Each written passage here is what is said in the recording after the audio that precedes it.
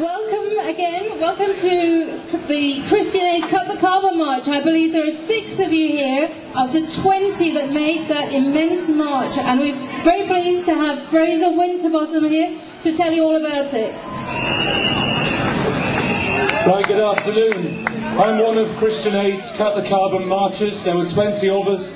We marched 1,000 miles from July the 14th to the 2nd of October, from Belfast to Troon to Glasgow to Edinburgh to Cardiff to Bournemouth to London to ask the government to cut the carbon.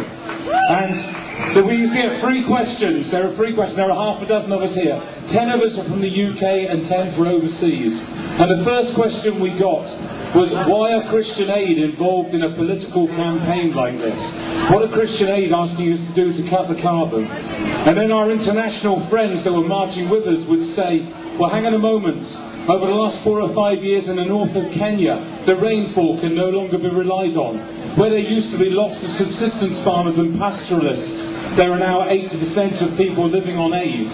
And we say, hang on a moment, in the Philippines, in Bangladesh, where our friends come from, there are people being affected by tremendous floods. They're losing their livelihoods, their family and their lives.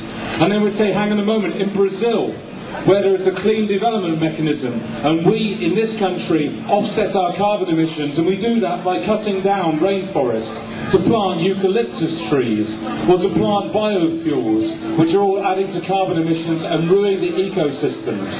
And so they began to understand why Christian Aid would be involved. And Christian Aid's partners for the last 5 or 6 years have been saying, it's okay you're giving us aid and teaching us and helping us to learn and do things, but it's no good unless you fix the causes of poverty. And one of the largest causes of poverty now and in the future in poorer countries that haven't caused this problem in the way that we have and haven't got the resources to react in the way that we can are the poorer countries. They're the ones, we're the ones who've caused the problems, and they're the ones who are reaping the whirlwind. And so this for Christian Aid is an issue of justice.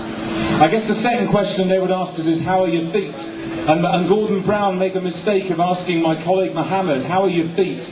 And he said, Mr. Brown, I'm not here at the Labour Party conference to talk about my feet. I'm here because my people and my friends are dying. Please do something about it.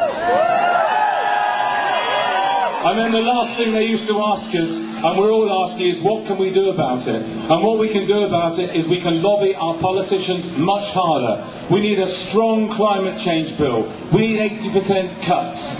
Or we need 90% cuts. We need more than 60% cuts. We all need to take action to cut our carbon emissions. We need strong international cooperation in Bali. Thank you very much indeed.